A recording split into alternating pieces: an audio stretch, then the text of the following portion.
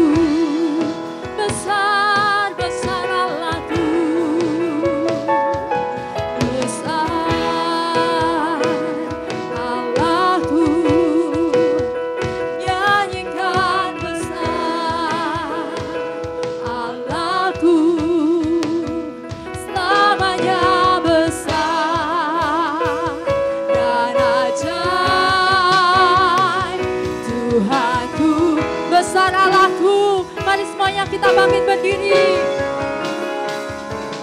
Besar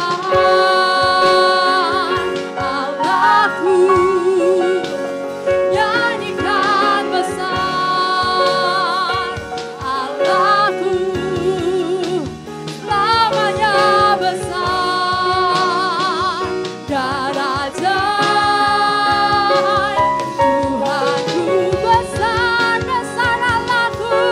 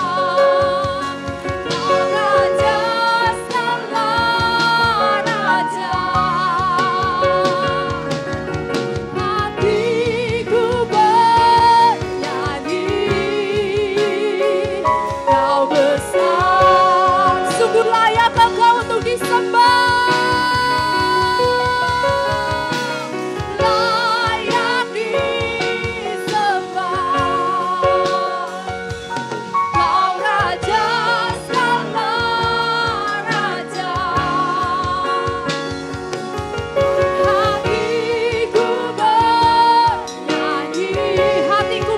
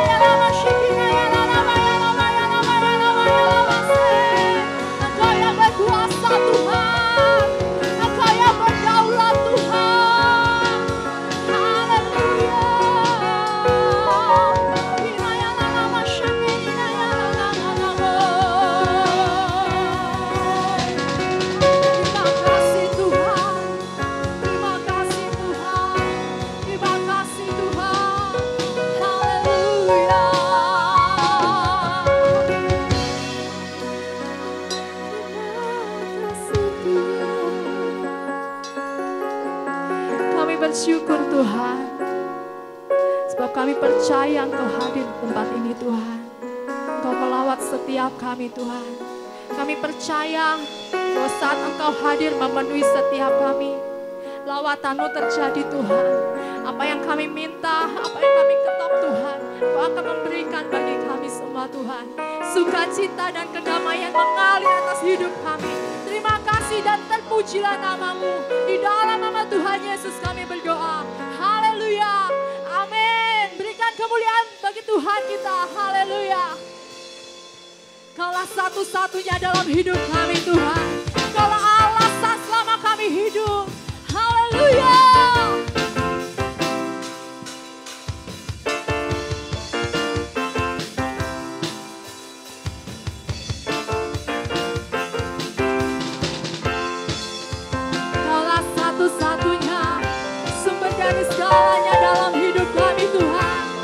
Bersyukur Tuhan, haleluya.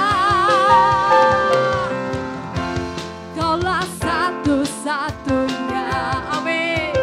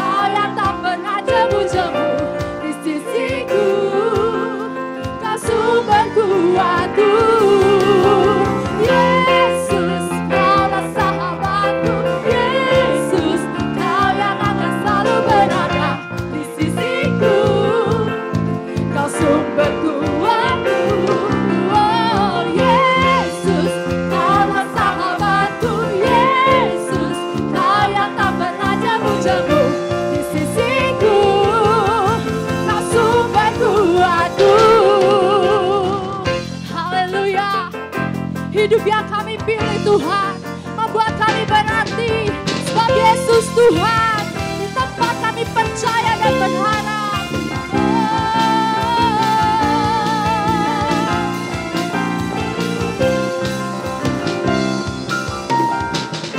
Hidup yang ku pilih membuatku berarti, karena Yesus Tuhan tempatku percaya dan berharap. Ku buka mataku, lihat sendiriku. Ku harus nyatakan kebenarannya yang membebaskan, karena kuasa-Mu, amin, karena kehebatanmu. Dapatlah berkara besar yang Engkau janjikan, Yesus.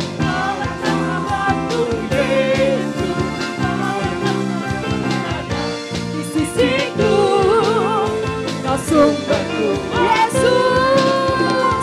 Yesus, Kaulah sahabatku, Yesus. Kau yang tak pernah jemu-jemu. Di sisiku Kau sumber kuatku, Kau sahabatku, berada di sisiku. Kau sahabatku selama-lamanya.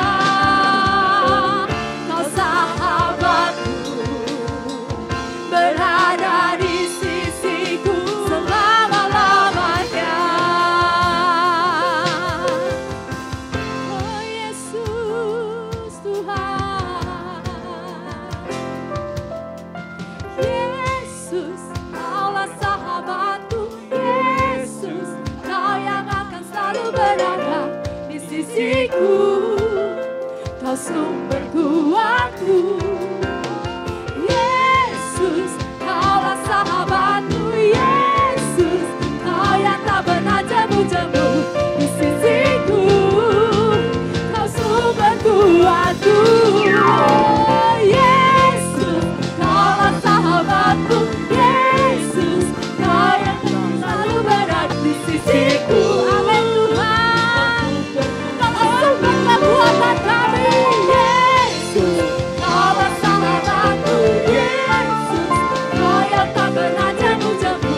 Di sisiku Kau sumber kuatku. Kau sahabat kami Tuhan, Kau sahabatku, amin, berada di sisiku. Kau sahabatku selama-lamanya.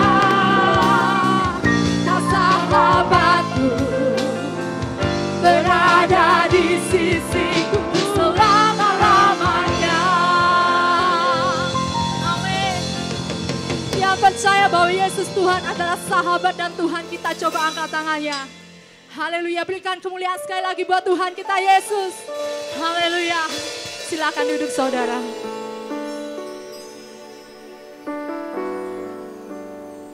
Terima kasih Tuhan. Engkaulah Immanuel,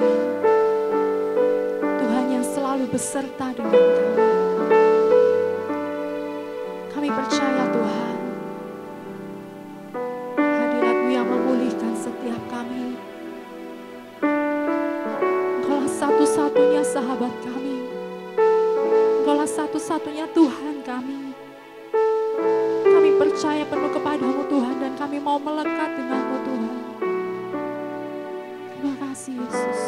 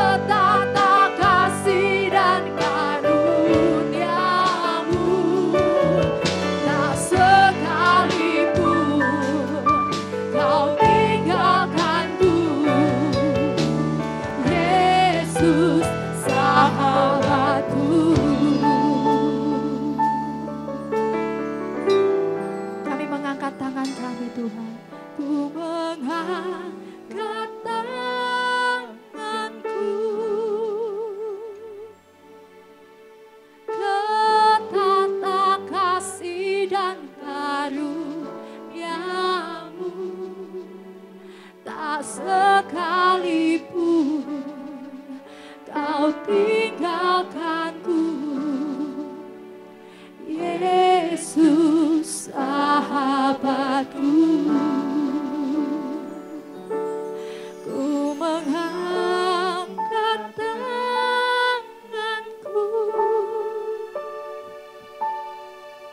kentangkan kasih dan karunia. Amin Tuhan. Sekalipun, amin, Kau tinggalkanku, Yesus sahabatku. Kami mengangkat kedua tangan kami Tuhan. Ku mengangkat tanganku,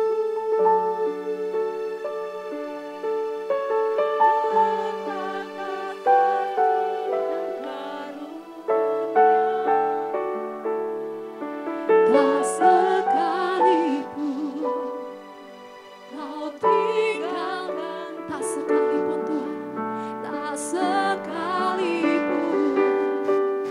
Kau tinggalkanku, tak sekalipun Kau tinggalkanku, tak sekalipun Kau tinggalkanku, tak sekalipun Kau tinggal. Dengan iman katakan, tak sekalipun Kau tinggalkanku, tak sekalipun Kau tinggalkanku, Yesus sahabatku.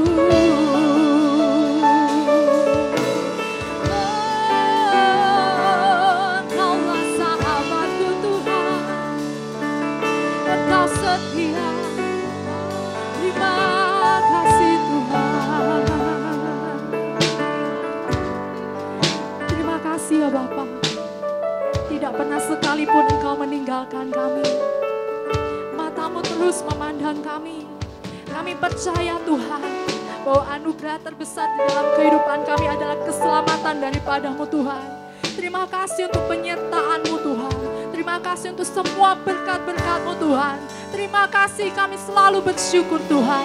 Terima kasih Tuhan Yesus. Saat ini kami mau mendengarkan firman-Mu. Biar Engkau memberkati hamba-Mu yang akan menyampaikannya Tuhan. Terima kasih Bapa. Di dalam nama Tuhan Yesus kami berdoa dan ucap syukur. Haleluya. Amin. Salam Bapak kami yang dikasih Tuhan. Pada saat ini kita bersyukur, kita disertai, dilindungi, dijaga oleh Tuhan sepanjang minggu. Sehingga hari ini kita bisa beribadah kepada Tuhan dengan penuh sukacita. Karena itu kepada Bapak Ibu sekalian yang mengikuti ibadah secara langsung maupun mengikuti ibadah secara online, pastikan bahwa saudara datang kepada Tuhan yang mempunyai hidup kita, ya, yang memberikan kesehatan kepada kita, yang memberikan perlindungan kepada kita.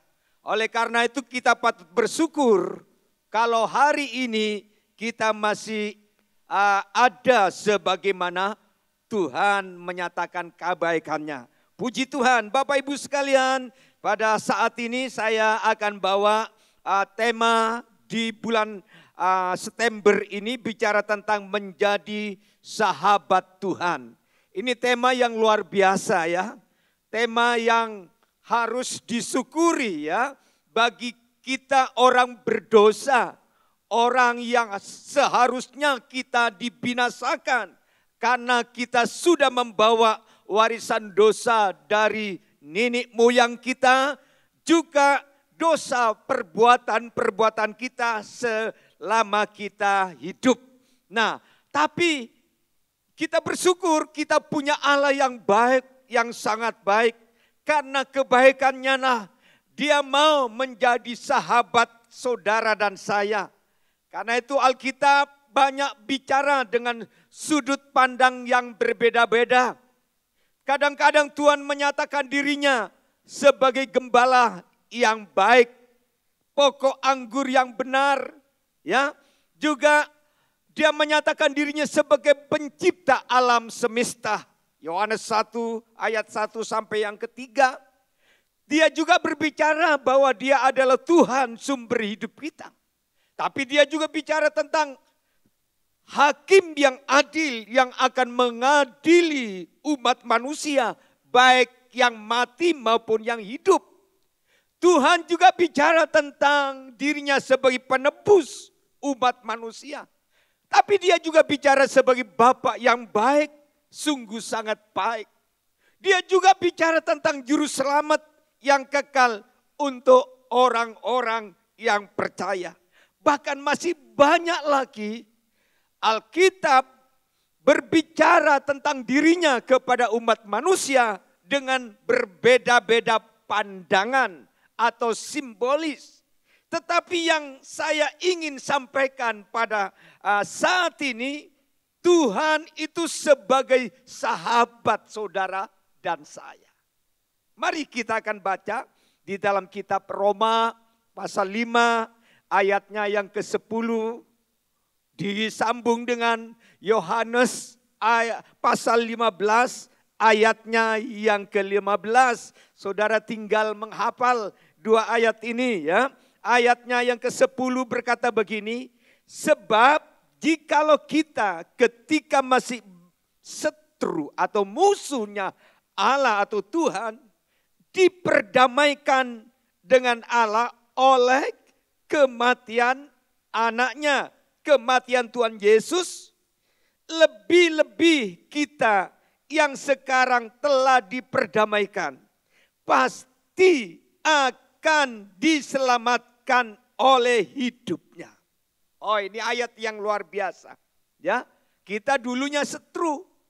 Ya, setrunya Allah karena dosa. Tetapi Tuhan mau mendamaikan saya dan saudara dengan Allah melalui kematiannya, melalui pengorbanannya, melalui salib. Oleh karena itu, bagi orang Kristen, salib itu adalah simbol utama untuk keselamatan umat manusia. Saudara harus menghargai kematian Yesus ini.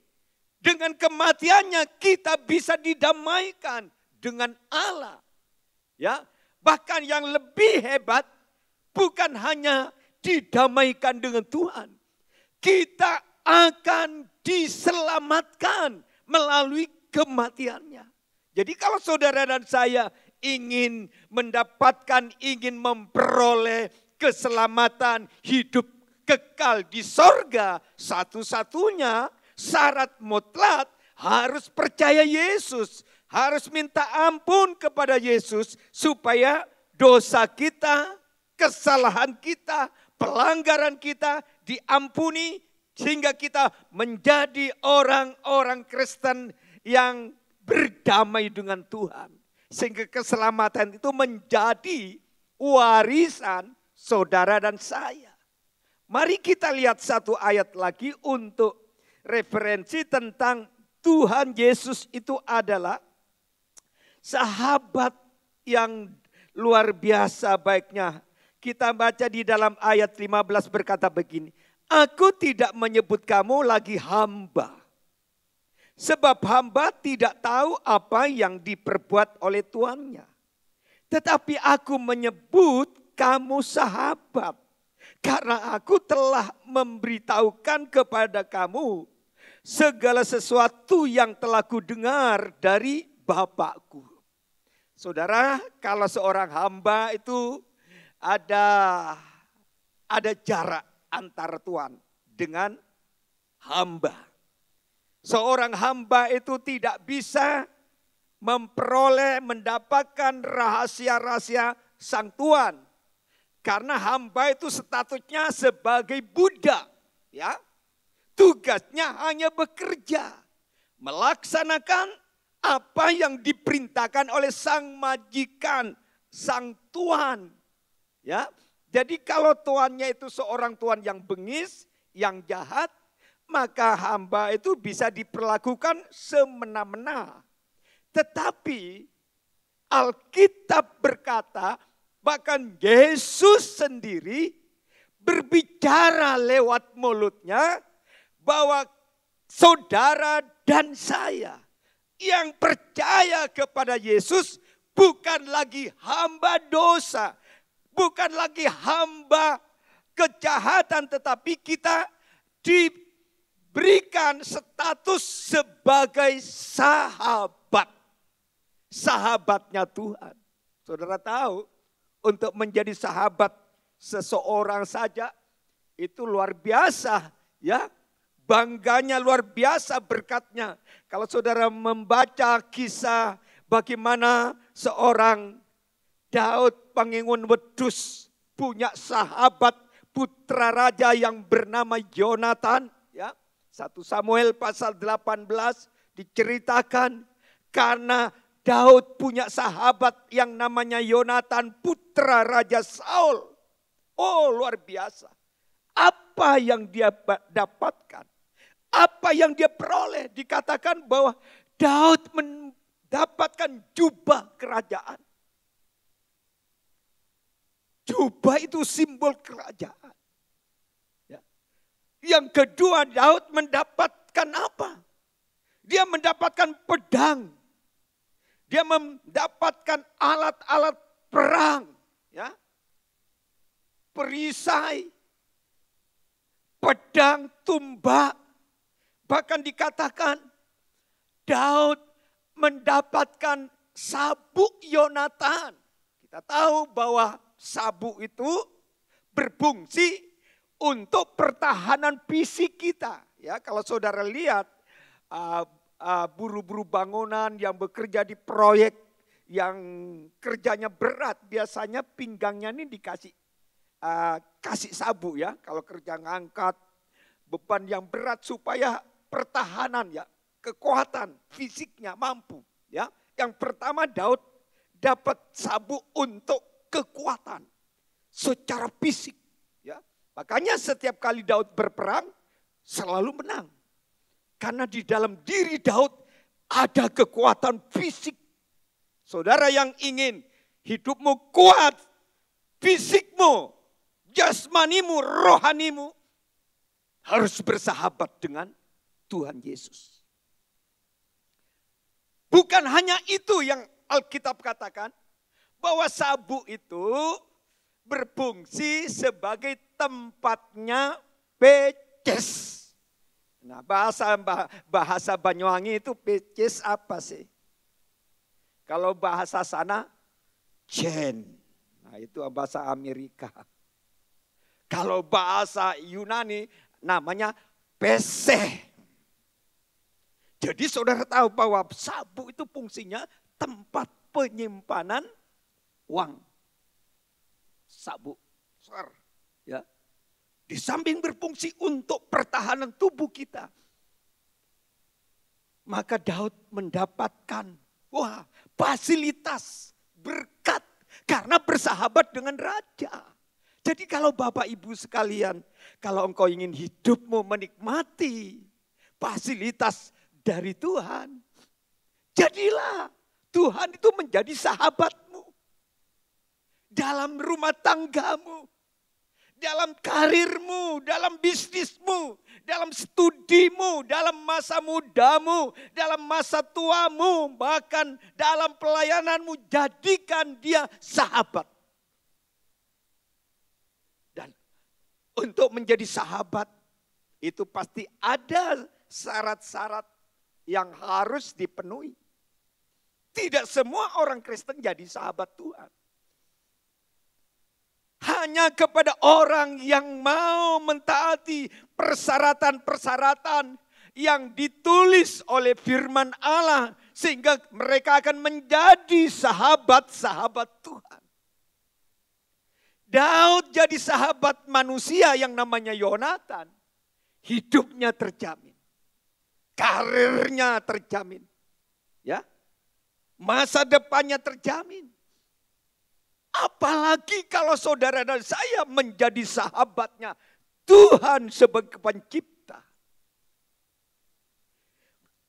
Allah, Dia gembala yang agung. Saya percaya saudara dan saya akan menjadi orang yang paling berbahagia di dunia ini. Haleluya. Nah, puji Tuhan.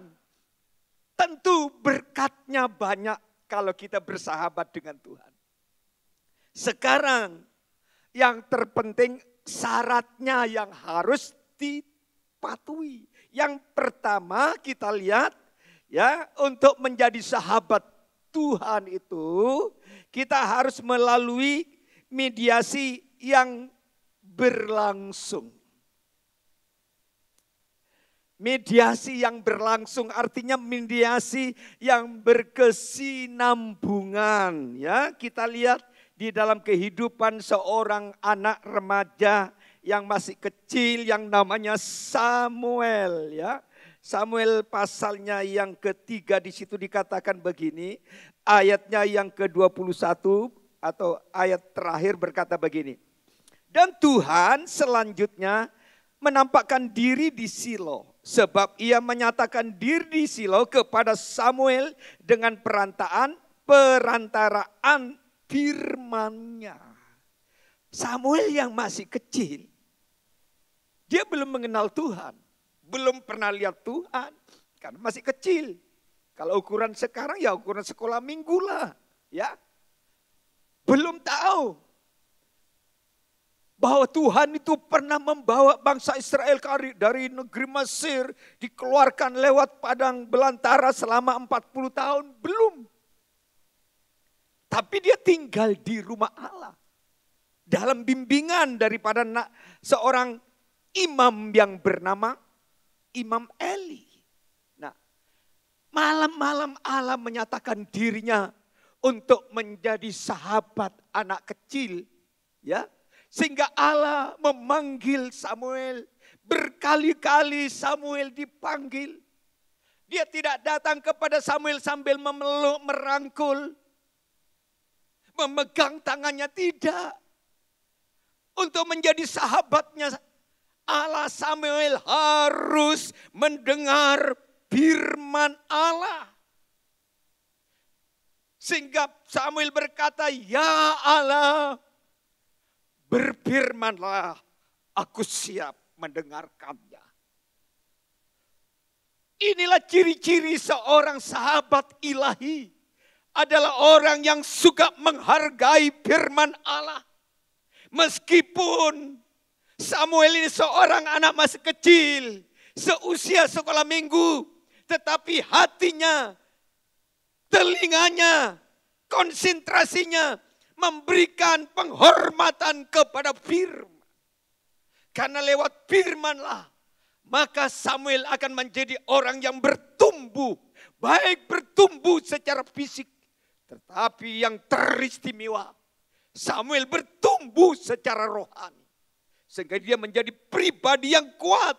Walaupun dia hidup di masa-masa yang sulit. Karena ada mediasi antara dia dengan Allah melalui suaranya atau firman-Nya. Oleh sebab itu Bapak Ibu yang saya kasihi, sebagai anak Tuhan yang menjadi ukuran kesuksesanmu bukan karena engkau diberkati menjadi kaya, bukan menjadi orang yang sukses secara materi, itu memang itu bonus dari Allah kepada orang yang taat kepada firman, tapi yang terpenting sejauh mana engkau menghargai firman Allah. Sejauh mana engkau mencintai firman. Sejauh mana engkau meresponi firman yang kita terima dari Allah. Karena orang-orang seperti inilah yang akan menjadi sahabat-sahabatnya Tuhan. Kita lihat Ayub jadi sahabat Allah. Karena dia orang yang suka mediasi dengan firman. Ayub pasal 23 dikatakan demikian. Ayat 12 berkata begini.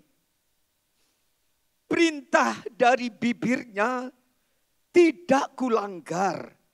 Dalam sanubariku kusimpan ucapan mulutnya. Inilah kesuksesan Ayub, kemampuan Ayub kekuatan Ayub di tengah-tengah yang super berat, super susah. Kalau dibandingkan dengan hidup saya dan saudara, kesusahan kita ini tidak ada apa-apanya dengan pengalaman Ayub. Saudara bayangkan satu hari dia seorang yang paling kaya di negeri itu. Satu hari semua kekayaannya habis, saudara. Satu hari 10 anaknya mati, saudara. Satu hari seluruh tubuhnya dari kepala sampai ke telapak kaki dikena penyakit yang berat. Dan hari yang sama Ayub diusir oleh istri tercintanya. Apakah Ayub menyangkal Tuhan? Apakah Ayub mengutuki Tuhan? Apakah dia harus meninggalkan Tuhan? Meninggalkan imannya? Tidak. Justru di masa yang super berat yang dia harus alami dalam hidup. Kehilangan harta, kehilangan anak, kehilangan sahabat, kehilangan semuanya. Tapi dia tidak mau. Dia tidak mau kehilangan firman. Sehingga dia berkata di dalam pernyataannya, perintah dari bibirnya tidak kulanggar. Kadang-kadang kalau orang dalam kesulitan, sudah tidak ada jalan keluar, kadang-kadang seringkali kita sering mendengar masukan dari orang, nasihat dari orang. Kadang-kadang nasihat dari orang baik. Jangan datang ke gereja ya mama, papa, supaya mama, papa tidak kena virus corona. Itu baik. Nasihat orang anak kepada orang tua. Tapi itu tidak menjamin, saudara, orang mati karena datang ke gereja. Orang mati kena COVID itu pada saat dia tidak pernah menginjak gereja. Tapi bagi Ayub, dia tidak mau kehilangan firman. Dia katakan, perintah dari bibirnya tidak kulanggar. Dalam sanubariku kusimpan ucapan mulutnya. Orang yang menjadi sahabat Tuhan itu orang yang sangat menghormati firman. Mencintai firman. Disimpan di dalam sanubari. Artinya Ayub tetap di dalam penderitaannya yang super berat. Dia tidak mau melanggar firman Allah. Dia tetap taat kepada firman Allah karena dia ingin memiliki hubungan yang intim dengan Tuhan sebagai sahabat ilahi. Perkara anak hilang, mati, perkara harta habis, perkara istri mengusir dirinya, tidak peduli. Yang penting jangan sampai ditinggal oleh Allah. Sebab kalau hidup ini sudah ditinggal oleh Tuhan, kita akan menjadi manusia yang paling malang di dunia. Jangan sampai hidup ini ditinggal oleh Tuhan. Apapun yang kita raih di dunia. Tapi kalau hidup ini ditinggal oleh Allah, kita tidak akan mendapatkan janji Allah yang akbar, yang kekal, yang abadi, yang dikatakan langit baru, bumi baru, kerajaan sorga. Bertahan terus, hormati firman. Kita lihat juga orang menjadi sahabat Tuhan itu orang yang namanya Daud. Mazmur dikatakan pasalnya yang ke-119 ayatnya yang ke-97 berkata, betapa ku cintai Tauratmu, aku merenungkannya sepanjang hari. Wah. Daud mencintai firman Allah, merenungkan firman sepanjang hari. Saudara, kalau hidup ini hanya yang dilihat masalah. Kalau hidup ini yang diperhatikan ini kesusahan, kesulitan ekonomi, sakit penyakit, kemiskinan, kekurangan, COVID-19. Kalau itu yang menjadi fokus hidupmu, hidup saya, maka hidup ini akan melahirkan yang dikatakan kekhawatiran dan ketakutan. Makanya saudara, kalau saudara hanya dengar berita berapa yang meninggal, berapa yang meninggal, berapa yang mati, berapa yang sembuh, saudara akan membuat saudara khawatir terus. Khawatir terus. Tapi kalau saudara fokus kepada firman, seperti Daud, betapa ku cintai Tauratmu, aku merenungkan sepanjang hari. Ayo kita belajar mencintai firman, membaca firman, merenungkan firman siang dan malam. Kalau firman itu sudah mengisi, menjadi mediasi saudara dengan Allah di sorga, saya yakin saudara akan menjadi sahabat sejatinya Tuhan. Pertama, syaratnya harus mediasi dengan Allah melalui kebenaran firman. Yang kedua, dikatakan untuk menjadi sahabat Allah, itu adalah seorang yang hidupnya jujur. Ya, saya percaya sebagai manusia tidak mau punya sahabat yang suka bohong, suka berdusta. Untuk apa kita bersahabat dengan pembohong? Untuk apa kita bersahabat dengan pendusta yang suka nipu kita, ngapusin kita? Ucapannya tidak bisa dipercaya.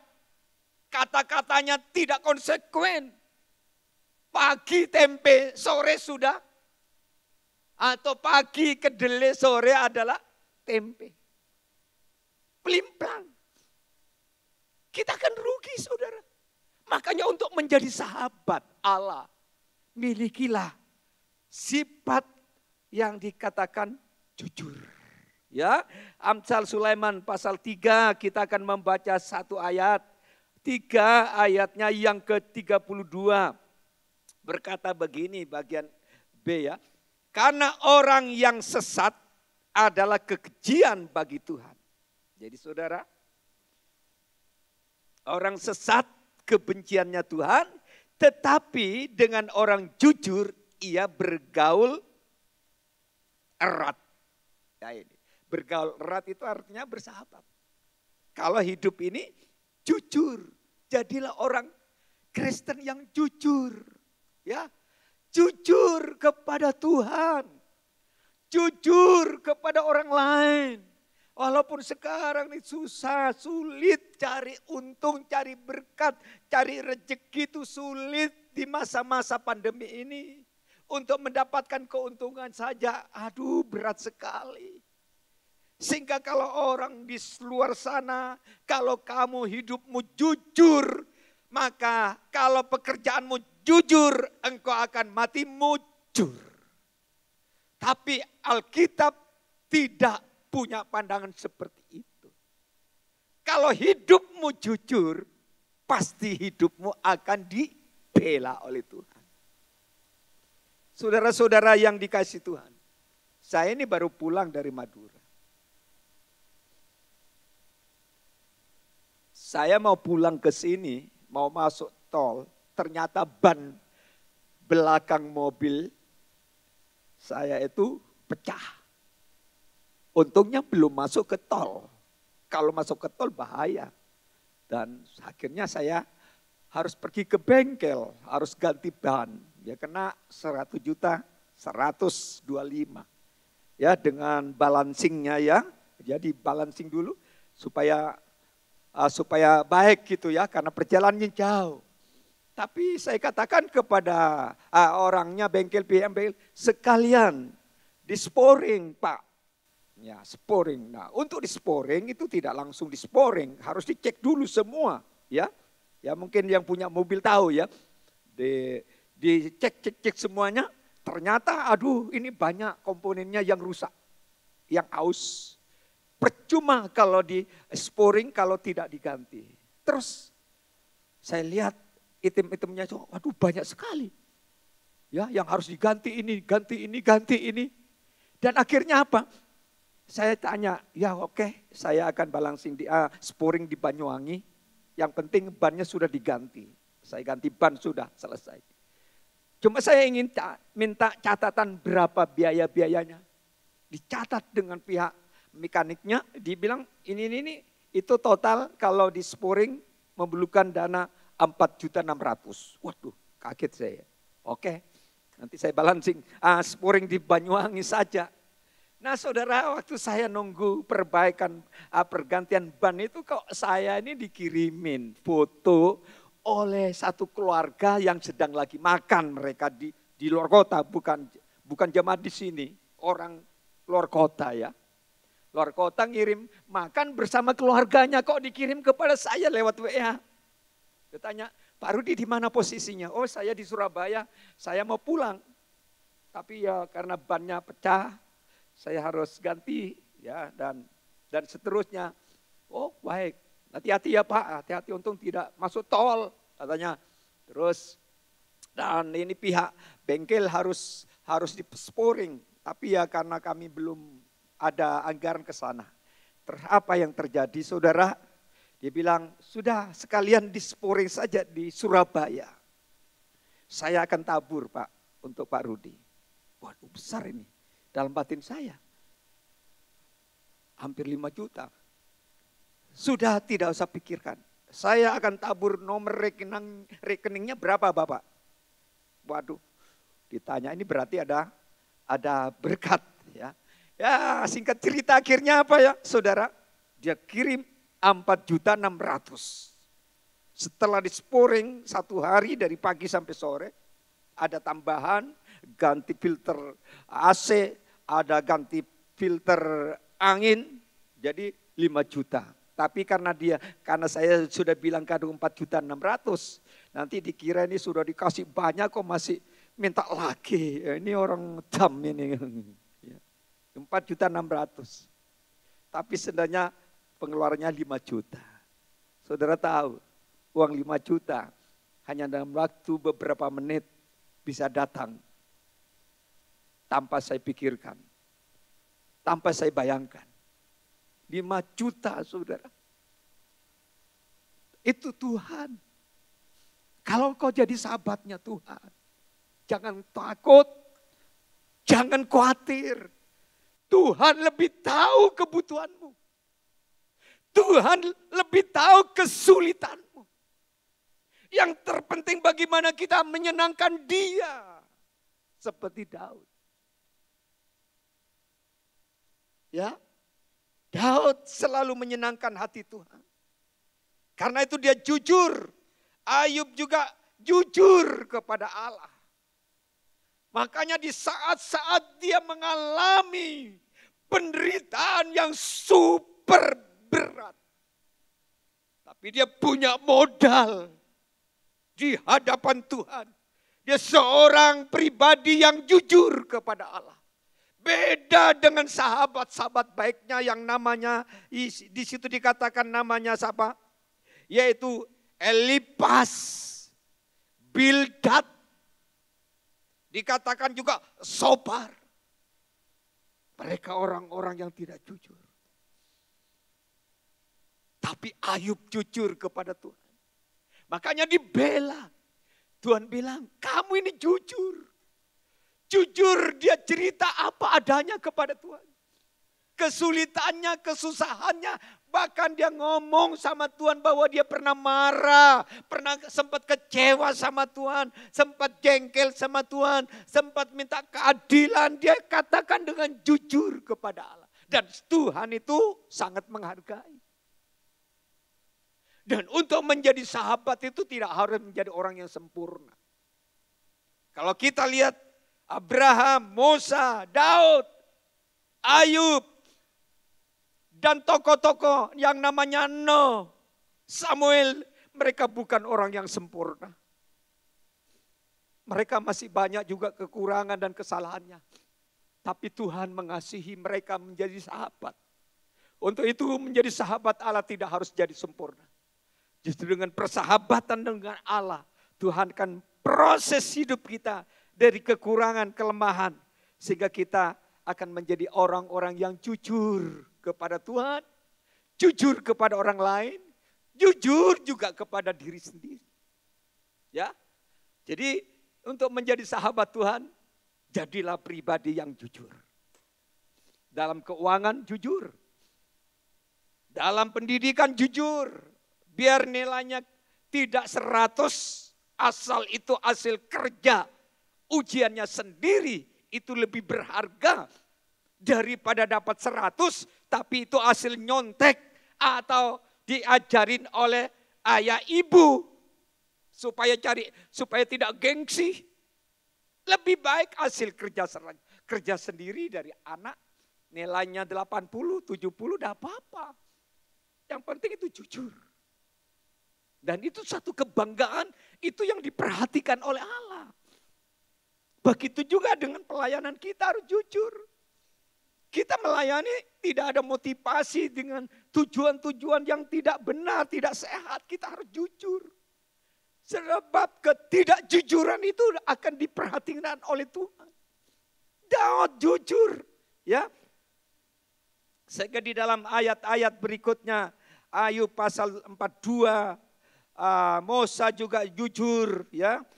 Dia minta bimbingan karena dia tidak mampu untuk membawa bangsa Israel keluar dari Mesir dengan kekuatan sendiri. Dia jujur kepada Tuhan. Kita juga harus berkata, aku juga tidak mampu Tuhan dengan kekuatanku sendiri tanpa Tuhan, tanpa mengandalkan Tuhan. Nah, itu syarat yang kedua. Yang ketiga, yang terakhir, untuk menjadi sahabat Tuhan, kita harus menginginkan Tuhan lebih dari segalanya. Yang dirindukan, diinginkan adalah Tuhan lebih dari segalanya. Mazmur 27 ayat yang keempat berkata begini. Satu hal telah ku minta kepada Tuhan. Itulah yang kuingini. Diam di rumah Tuhan seumur hidupku. Menyaksikan kemurahan Tuhan dan menikmati baitnya. Bagi anak Tuhan yang tidak mengasihi Tuhan sungguh-sungguh, yang tidak dewasa secara rohani, mungkin mereka berkata, inilah waktu kesempatan aku menjadi orang Kristen yang malas datang ke gereja. Ada juga yang berkata, tidak perlu ke gereja lagi. Kan sekarang zamannya online, kita bisa mendengar khotbah-khotbah dari pendeta-pendeta terkenal di dunia, baik secara regional, nasional maupun seluruh dunia. Untuk apa ke gereja? Datang ke gereja itu risiko. Nghabiskan waktu, tenaga, pikiran. Kolekte juga. Kalau ibadah secara online, kita bisa mendengar firman, kita bisa juga memuji Tuhan tanpa kita kasih kolekte. Ada orang punya pandangan seperti itu. Tetapi beda dengan Daud. Daud seorang raja yang berkuasa di zamannya. Dia pernah memerintah Israel selama 40 tahun. Dia orang yang kaya raya. Dia memiliki fasilitas hidup yang berkelimpahan. Dia kuat, dia punya anak buah banyak. Dia punya tentara banyak. Dia punya fasilitas hidup banyak. Tapi masih berkata, satu hal yang ku minta kepada Tuhan. Itulah yang kuingini, diam di rumah Allah sepanjang hidup. Artinya Daud orang yang menghargai bait Allah. Saudara tahu di zamannya Daud, bait Allah itu belum permanen. Gereja di zaman Daud itu di bawah tenda, saudara. Tabut Allah itu hanya di bawah tenda. Tempat yang sangat sederhana dan belum permanen. Masih kotor kalau dilihat dari sisi kebersihannya. Tapi bagi Daud, Yang terpenting, aku harus ada di rumah Allah. Menyaksikan kebaikan Allah. Aku harus memuji Tuhan. Aku harus bersyukur kepada Allah. Aku harus meninggikan nama Dia yang membuat aku hidup sampai saat ini. Aku tidak mau meremehkan bait Allah. Bagiku, gereja itu adalah hidupnya Dia. Bagian hidupnya Dia. Kalau saudara membaca sejarah hidupnya Daud, itu Daud, raja yang diberkati Tuhan luar biasa. Bahkan di masa tuanya dia mengumpulkan dana, mengumpulkan emas, mengumpulkan kayu aras dari luar negeri, mengumpulkan tembaga, perak, permata untuk membangun bait Allah secara permanen. Walaupun pelaksanaannya adalah putranya sendiri yang bernama Salomo. Tapi niat hatinya, kecintaannya kepada rumah Allah itu sudah teruji dan terbukti. Saya harap jemaat menjadi jemaat yang mengasihi Tuhan, juga mengasihi gereja. Amin. Sebab itu juga dihitung oleh Tuhan. Coba aja orang yang tidak menghargai gereja, hidupnya, bahkan berkatnya bisa diambil. Dengan cara Allah sendiri. Juga kesehatannya, karirnya, bisnisnya. Tapi orang yang menghormati bait Allah, maka hidupnya akan mengalami seperti Daud. Dia mengutamakan Tuhan. Dia datang ke gereja tuh mengutamakan Tuhan. Keinginannya Daud bagaimana dia menyenangkan Tuhan. Ya, itu yang dilakukan oleh Yakub. Dia tuh kepingin. Bukan masalah berkat. Bagi Yakub berkat sudah berkelimpahan selama 20 tahun dia bekerja di Laban mertuanya. Bukan hanya dikasih kekayaan materi yang luar biasa, dia dikasih kasih istri, dia kasih anak, ya, kasih karyawan ratusan orang. Tapi waktu dia mau kembali ke Israel, dia harus bergulat dengan Allah sepanjang malam. Bergulat dengan seorang malaikat Allah. Dan Yakub berkata, aku tidak akan lepaskan kau. Semalam suntuk dia bergulat dengan malaikat Allah. Dengan ngantuk, lelah, capek. Tapi dia ingin merebut, ingin memiliki sumber hidupnya. Dan dia bilang, aku tidak akan lepas engkau.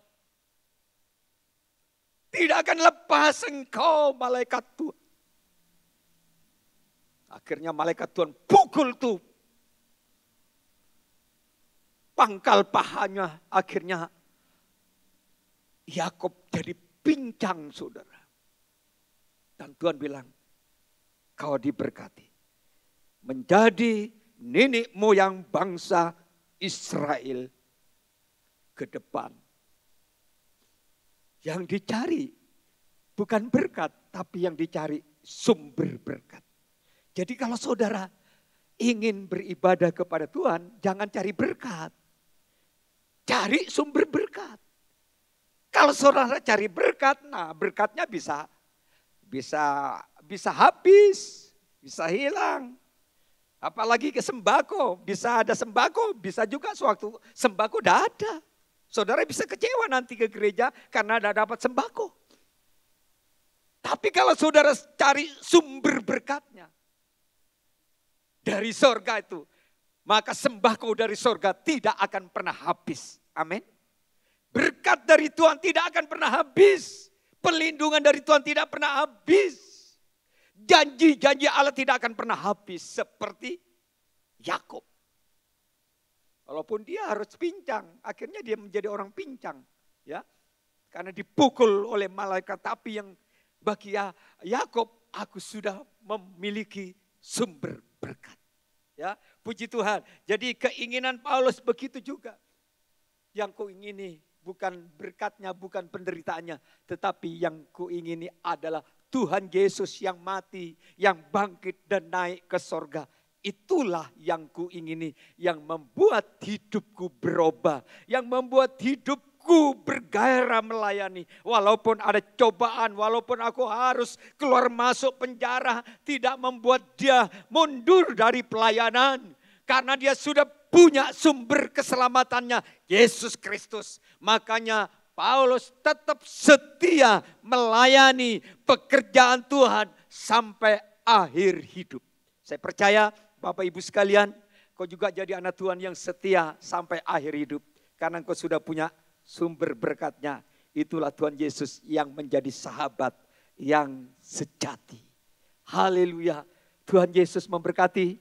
Tetap semangat melayani Tuhan, beribadah kepada Tuhan. Dan tetap semangat cari jiwa-jiwa untuk kerajaan sorga.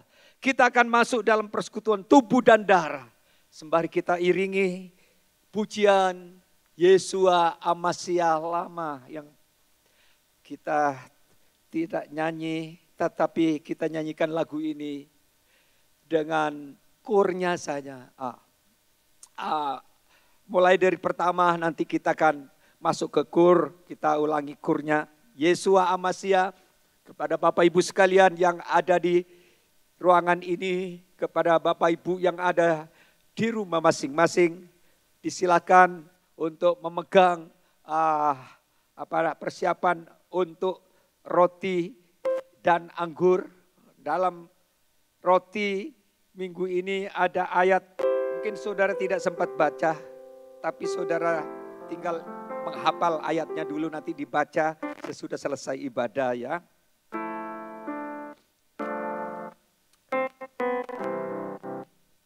Kita nyanyikan satu pujian.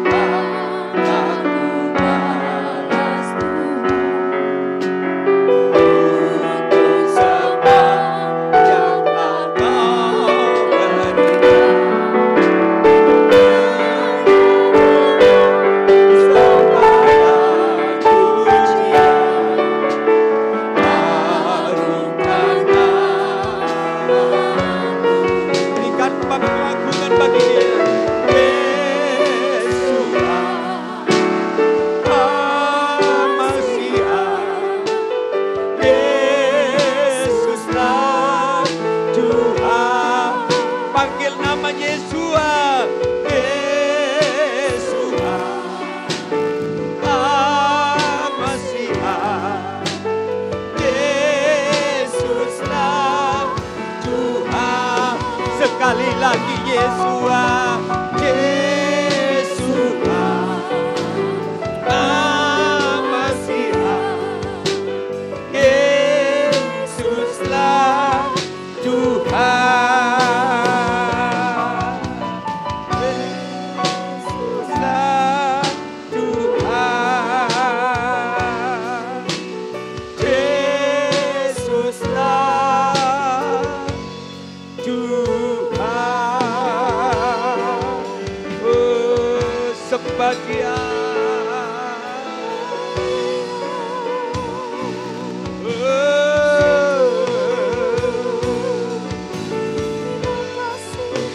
haleluya, haleluya, Jesus, terima kasih Yesus, haleluya, terima. Bersyukurlah, bersyukurlah kepada Dia. Dia mau menjadi sahabatmu dimanapun engkau berada. Dia sahabat yang sejati. Dia yang tidak pernah melukaimu. Dia yang tidak menyakitimu. Dia akan menghiburmu. Dia menyembuhkanmu. Dia menemanimu. Dikala engkau sendirian. Dikala engkau kesepian. Dikala engkau mengalami luka batin. Dikala engkau kecewa. Dia datang dan membalutnya dengan kasih. Dengan rohnya yang kudus. Sehingga kau tidak perlu takut. Kau tidak perlu khawatir masa depanmu. Dia adalah Immanuel. Mari pada saat ini kita pegang roti dengan tangan kanan ke atas. Haleluya. Yang belum dapat perjamuan kudus boleh mengambil di belakang di sana. Kalau semua sudah, mari kita pegang roti sambil angkat roti ke atas. Inilah tubuhnya Dia yang sudah mati untuk mendamaikan engkau dan Tuhan. Sehingga engkau dijamin keselamatanmu. Haleluya. Terima kasih buat kebenaran firman. Terima kasih buat tubuh dan darahmu menjadi satu dengan kami semua yang hadir. Biar kami semua layak sebagai umat tebusanmu. Layak sebagai sahabat-sahabatmu ya Tuhan. Yang akan berjalan di dalam hidup ini bersama dengan Engkau. Selama kami di dunia. Bahkan sampai kami masuk ke sorga. Engkau adalah sahabat sejati kami. Terima kasih. Sebab apa yang telah kuteruskan kepadamu. Telah aku terima dari Tuhan. Yaitu bahwa Tuhan Yesus pada malam.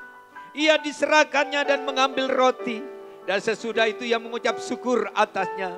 Ia memecah-mecahkannya dan berkata, inilah tubuhku yang diserahkan bagi kamu. Perbuatlah ini menjadi peringatan akan aku. Mari kita makan tubuh Yesus dalam nama Yesus. Haleluya.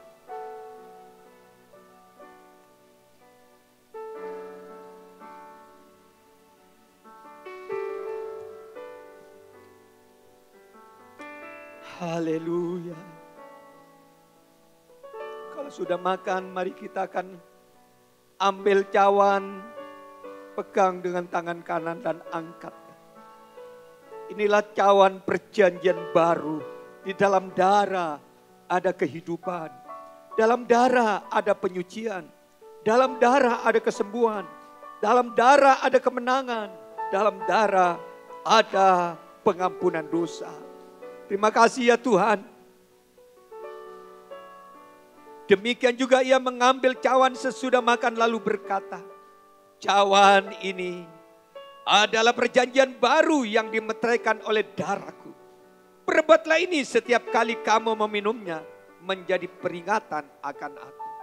Sebab setiap kali kamu makan roti ini dan minum cawan ini, kamu memberitakan kematian Tuhan sampai Ia datang. Kita minum dengan iman darah Yesus. Dalam nama Yesus kami berdoa. Haleluya.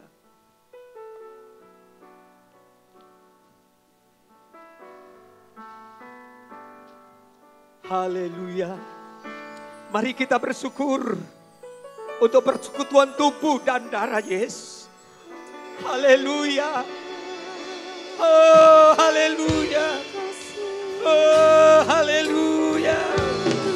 Yesus mengalir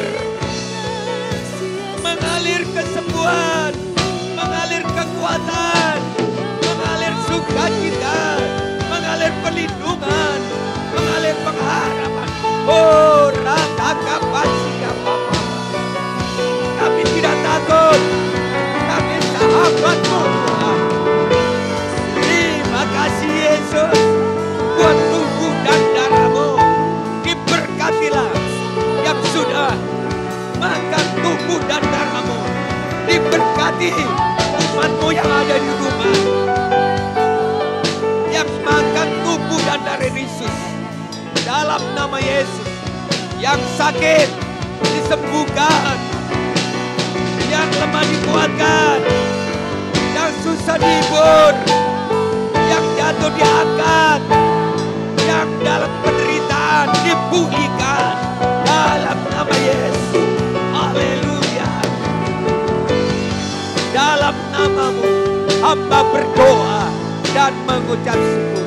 Haleluya. Semua yang diberkati katakan amin.